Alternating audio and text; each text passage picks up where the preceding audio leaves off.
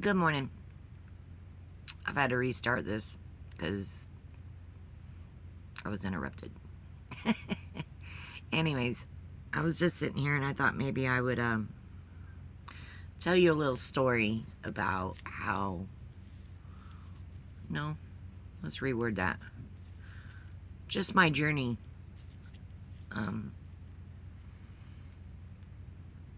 I've always had abilities. Even as a child, I saw spirits. I had that imaginary friend and knew things before they happened, and I was little. And I experienced death at a very young age, like 4 years old, when my grandfather died. And then again when my great grandfather died. So I was really little. And then came a day when we took the shopping trip to town. I grew up on a farm, and Daddy had us this homemade cattle rack that he built for the back of his pickup truck so that we could transport our milk cow. And we went to town this day to buy a roll of hog wire, which when he lay it down in the truck, the wire was like this far above the tailgate. Well, there was a bench seat in the front of the pickup truck, and we had my grandmother and my great aunt Fern with us. So there was 4 adults riding in the front of the truck, and I didn't want to ride sitting on somebody's lap. So they let me ride in the back of the truck. Now, this is in the day back before seatbelts were required, before children were no longer allowed to ride the back of pickup trucks. Well, it was a 22-mile drive back from town to our house, and the last 5 miles was a washboard road. And children get sleepy on car rides, and I laid down on that wire and fell asleep. Well, apparently when we got on the dirt road, I bounced to the back of the truck. And about 1/8 of a mile before we got to the house, I fell out.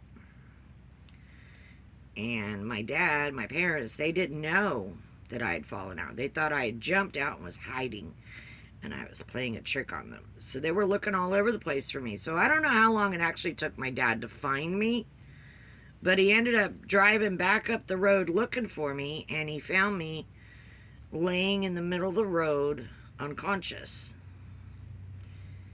And he said when he picked me up, I took a great big huge deep breath. So basically I was dead. I wasn't breathing when he picked me up, and he's like, when I picked you up, you took a huge breath, but you didn't wake up. And they took me to the emergency room, and then I got transported from our local town hospital to Halifax and Daytona Beach.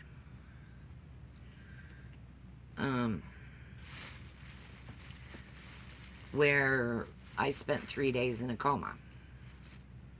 I wasn't on life support or anything like that. I was breathing on my own, but I just didn't wake up. Well, apparently I had bruised my brainstem right at the base of my skull. And he said it looked like I hit the ball hitch at the base of my skull. And they didn't know if I was ever going to wake up or not. But I woke up on Easter Sunday. Figured that one out. And when I woke up, I knew things I shouldn't have known. And I started having migraine headaches. At 7 years old, I started having migraine headaches. And so the doctors were ordering more tests, and then I'd have to go in and have brain scans. And when you're 7, that's kind of scary because they're putting all these electrodes on your head and hooking you up to all these machines, and and monitoring your brain waves and all of that. And then they bring in these flashcards with these little symbols on them, and they don't show me the cards, they just show me the back of the card, which is blank white, and I have to tell them what's on the card. And 9 out of 10, I got the cards right. And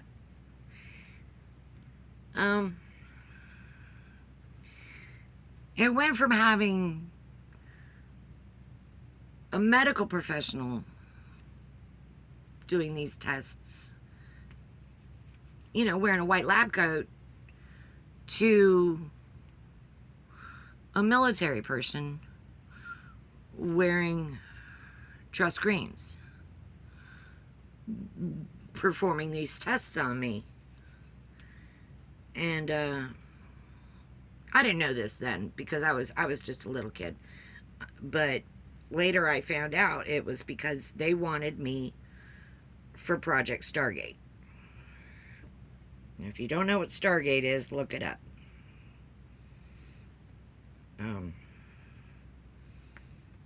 It's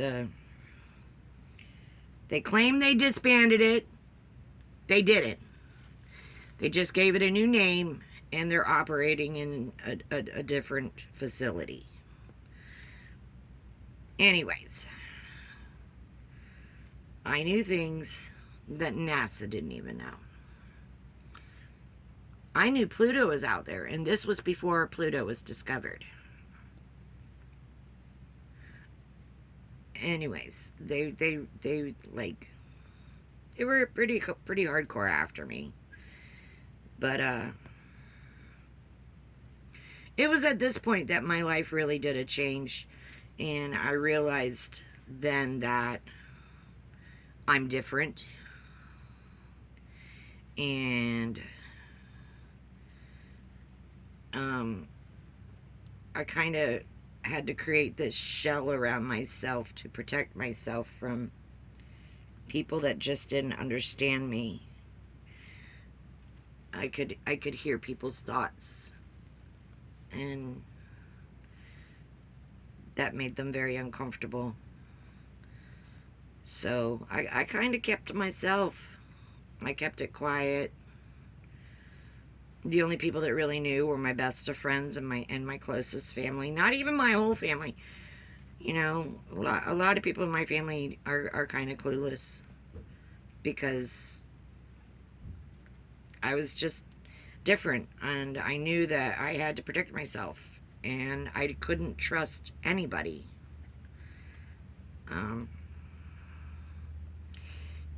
As I grew up, I learned what people did to people with abilities. I mean, look at how many women were murdered in the name of witchcraft. I wasn't practicing witchcraft. I was just being me. And I didn't want to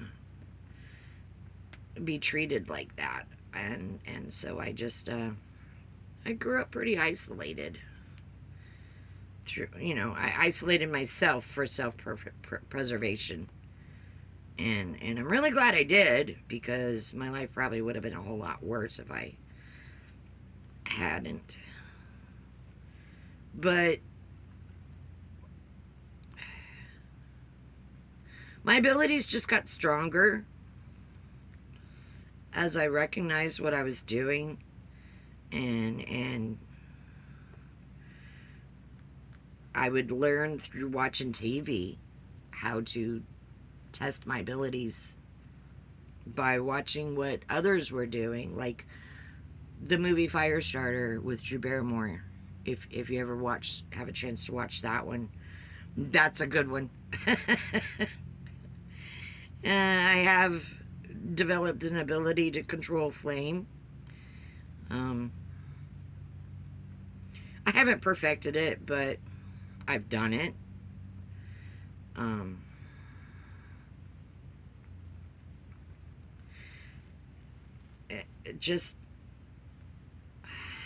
It's crazy how television, okay, so like People think TV is just entertainment, but it's really not. It's the government's way of controlling the information we receive, and it always has been.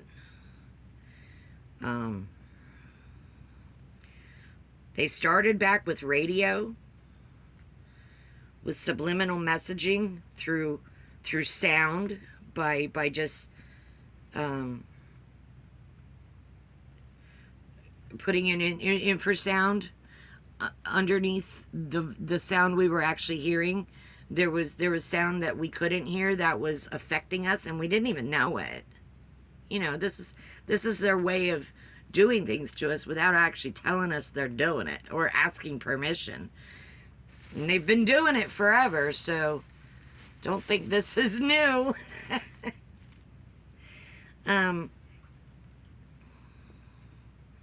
As far as conspiracy theories, it's not a conspiracy if it's real. Just so you know. And I promise you, this stuff is real. Watch The Matrix. Red pill, blue pill. I've taken both. Here's the thing. When I was 7, I died for probably about 15 minutes. And when I came back, I was different. There's just no way around that. And then when I was 18, I was about 7 months pregnant. I fainted. And a couple times after that, I fainted. I just thought, you know, hey, I'm pregnant, stress on my body, and just poof. I dropped, hit the ground, lights out, nobody home. I'd go to the hospital and they'd run a bunch of tests, and oh yeah, you can't figure out what's wrong with you. All your heart enzymes are normal, and so you didn't have a heart attack, and da da da da da da da, and there's nothing wrong with you, da da da da da. Follow up with your doctor. So this went on for 30 years. At least twice a year, I would have one of these fainting spells. And they didn't last long. About 10 seconds. I would lose consciousness. And then I'd go into a seizure. And then I would come back. Be normal. Get up and walk away. I thought it was just fainting. Well, I was still having these migraine headaches, and my doctor sent me to go see a chiropractor. And at the same time, my husband mentioned the fainting spells. And she's like, what fainting spells? Well, I'd completely forgot about the fainting spells, just because they'd become such a normal part of my life. And they kept saying, oh, there's nothing wrong with you, so I never bothered to mention it to her. Well, she decided to put a cardiac recorder on me, which is basically this little fanny pack box that you wear, and it's kind of like an external EKG that you can carry around with you. And when you have an episode, you push the button and it starts to record all of your vital statistics. Well, I was doing okay the first week I was wearing it, but that second week came along, and it was a rough week. I don't remember what was happening. But she sent me to go see this chiropractor. And the first chiropractor ordered a set of x-rays of my head from the neck up. That's when I discovered my neck's been broken in 2 places. On my C5 and my C6, they've been literally cut in half and then slightly off. You know what I mean? Instead of 2 vertebrae, 1 vertebrae being straight up and down, it was like slightly off. So I'm so lucky to even be alive. And they said it was a really, really old injury, so it may have happened when I was 7. And they just didn't see it on the x-rays. But,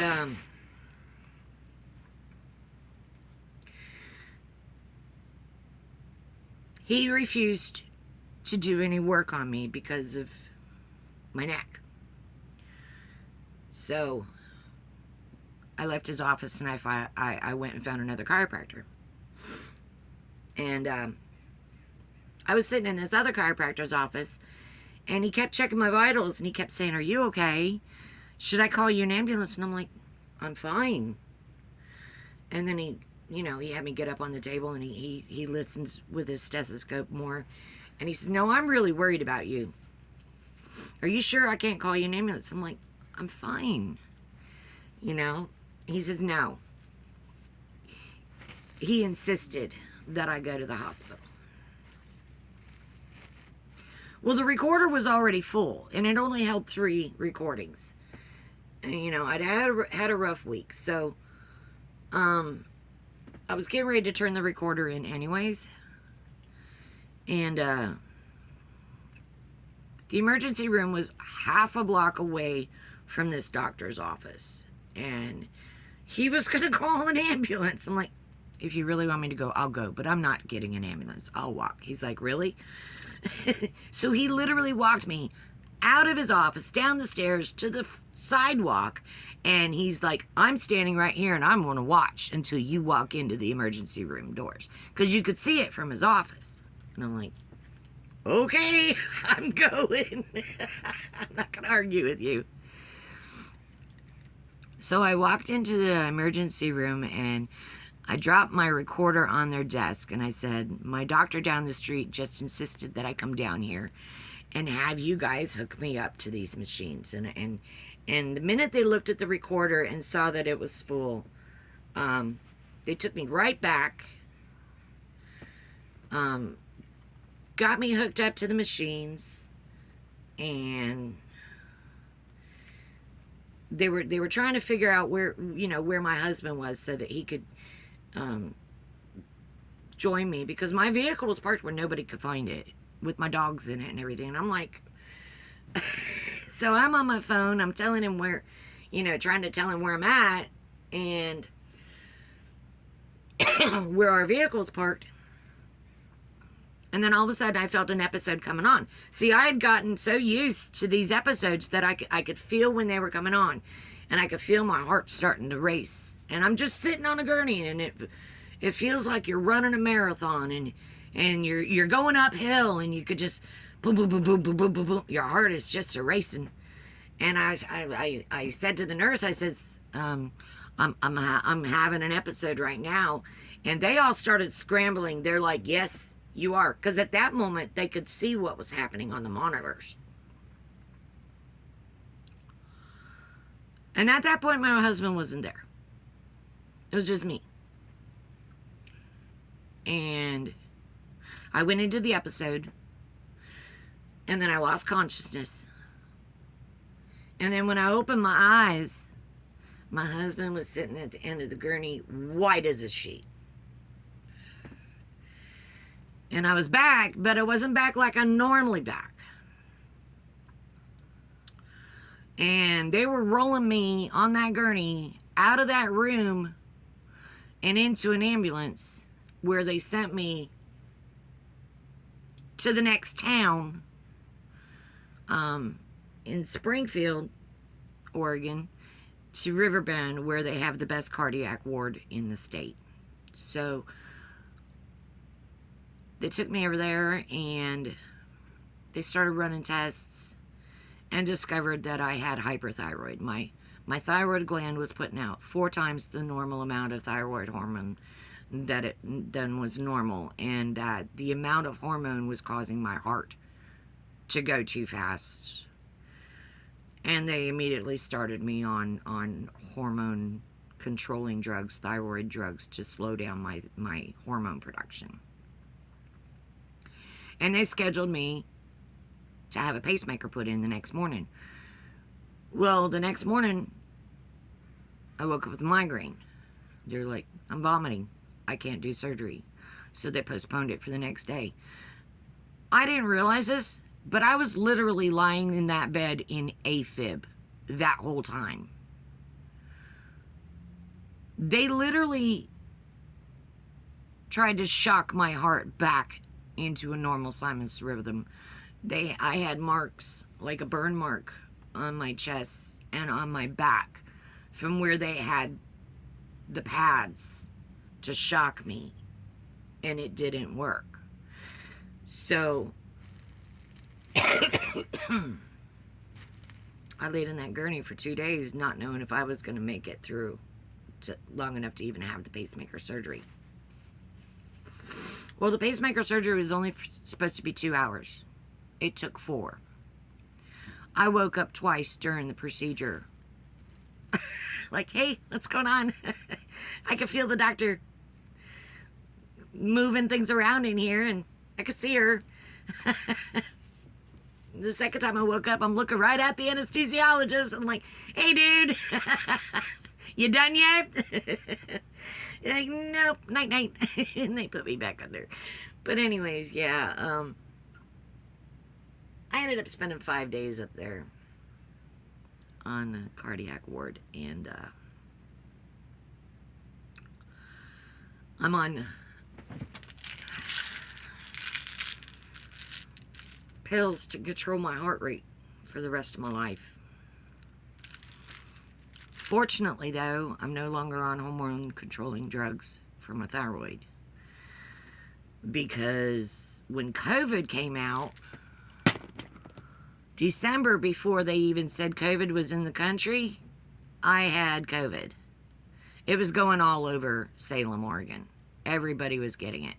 And it was going around as hand, foot, and mouth disease. The children were passing it everywhere.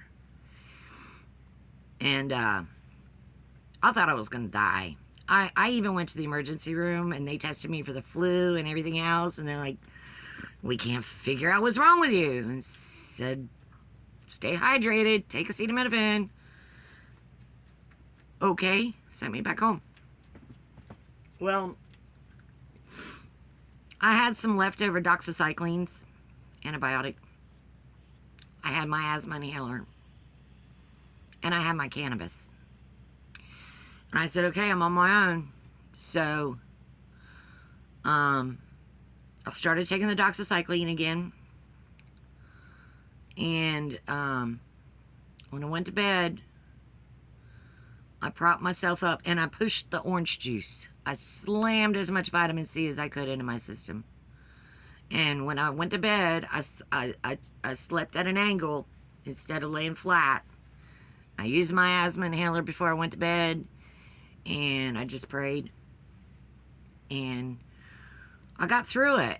And eventually the symptoms subsided, and it went away, and I was back on my feet. It took about 2 weeks. It was bad. It was just bad. And the next time I went in to see my thyroid doctor, which is basically you go give them blood work, and then they call me and give me the results and tell me which way they're going to adjust my medication, and no problem. Well, this time he calls me up and he says, stop taking the meds. Stop. I'm like, why? He says, you don't need them anymore. He says, your thyroid's back to normal. I'm like, what? Okay. So this has been since COVID. I've been completely off hormone replacement or hormone controlling drugs. So COVID cured my thyroid. And it was so bad. My thyroid was so bad that they radiated me to try and kill my thyroid gland, and it didn't work. But I still have the leftover results of that radiation in my system. My skin is a mess. My hair doesn't grow right. And just the side effects from swallowing a radioactive isotope is long term. Don't let them lie to you. It doesn't just go away. You don't just piss it out the next day. It is molecularly changing you. All right?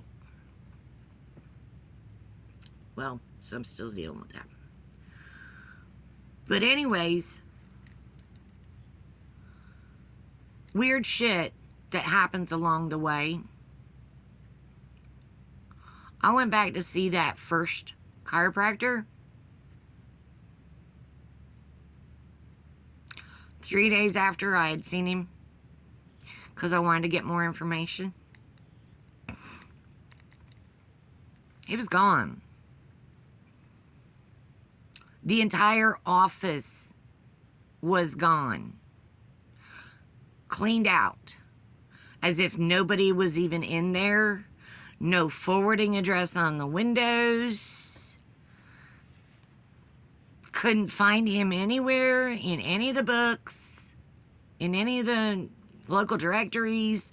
I could not find any information on this doctor that I had just seen. And I know I'd seen him because I went to the hospital because he gave me the order for the x-rays. And I went to the hospital and I got a copy of those x-rays on a disc. And I took him to another chiropractor in Florida to see if I could get him to adjust me. And he looked at him too. And if you, here's the kicker about this.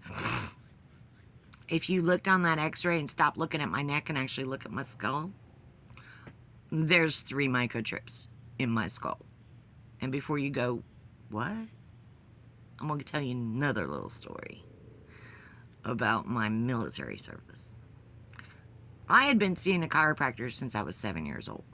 So they had been taking x-rays of my body from childhood. And it was the same chiropractor, Dr. Gaffney in Florida. He ended up being the president of the Chiropractic Association for the state of Florida. This guy was a top dog. All right, now keep that in mind. I went into the military